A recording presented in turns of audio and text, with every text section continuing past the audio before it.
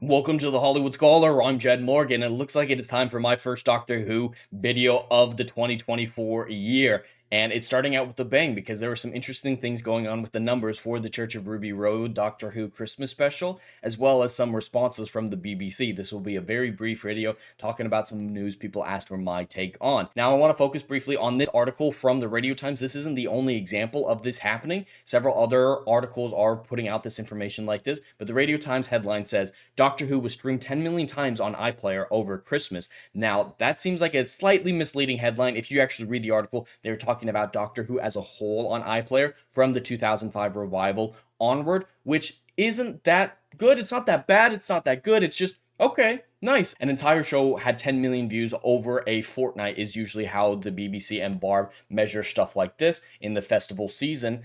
That's not bad, that's not good, that is whatever, but the headline is misleading to make people think it's the Christmas special, which received 10 million views. I've seen people on Twitter say, yes, Doctor Who is succeeding. The Church of Ruby Road got 10 million views. That is incorrect, so I wanted to clear up some discrepancies there. This is about the revival onward. This is not the Church of Ruby Road. The figures for the Church of Ruby Road are still the overnight figures that we had of 4.73, which is a slight increase from the giggle, which is surprising to me. I thought the downtrend from each episode in the 60th anniversary would continue into the Christmas special, but the Christmas special saw a slight increase over the giggle. But we don't have any figures that support a 10 million view count. Those are obviously coming from a lot of other episodes, and people marathon Doctor Who at this time, especially the Christmas special, so I imagine it's something like that. And of course, that article doesn't mention that Shudagawa's Christmas special has the lowest viewed episode for a Christmas special in the revival of Doctor Who since 2005, the lowest viewed Christmas special.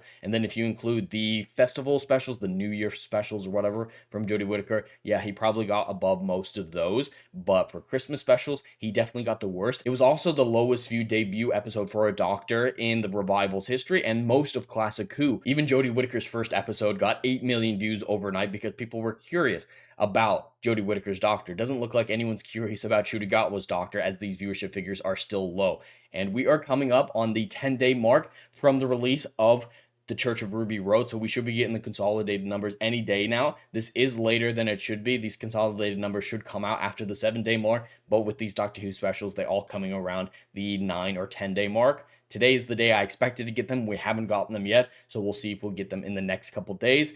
But this 10 million article is confusing a lot of people, so I wanted to clear up that confusion. It is not saying the Church of Ruby Road got 10 million views over the festival season. It is saying that Doctor Who's revival 2005 onward, so the entire show, which could account for a few people marathoning the entire thing and watching maybe just the Christmas specials.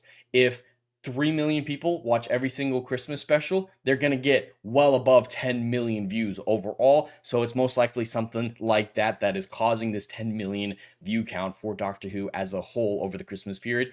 Wanted to clear up that discrepancy. And then a lot of people have been asking me to talk about this response from the BBC where they hit back at complaints about transgender Doctor Who character. The show will continue to proudly celebrate diversity. That's of course what they were going to respond with. They care more about diversity than actual content of storytelling, as I've seen some of these complaints, and they are focusing on, hey, you didn't write this character. You chose not to write this character because it's a trans character. And those are legitimate complaints that I and many other people share. If there's a trans character in Doctor Who, I don't care because it's happened before. Yes, there have been trans characters in Doctor Who before, specifically in Sleep No More during the Peter Capaldi run. There was a trans non-binary character in that episode, and it was integrated to the story. Yes, the episode wasn't particularly well written or that beautifully executed, but the trans element wasn't the forefront. It wasn't shoving it in your face. It was just like, here's a character, we're going to write this character. And that's the way it always should have been, focusing on the quality of the character over the diversity of the character. And that's what these complaints were about. But of course, the BBC misunderstands that and decides to paint any criticism of this show and of this character as just bigotry and nothing else. So it's the same old game that they've been playing for many years now, ever since Jodie Whittaker, and even before Jodie Whittaker took over the role of the Doctor. But that is the news that I have for Doctor Who at this current time. Just wanted to clear up some misunderstandings and talk about the views a little bit and talk about the BBC responding to legitimate complaints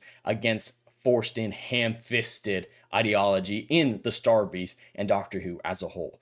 But anyway, that's all I have for today. I'd love to hear your thoughts in the comments below. Please like and subscribe, and I'll see you in the next video. Anon.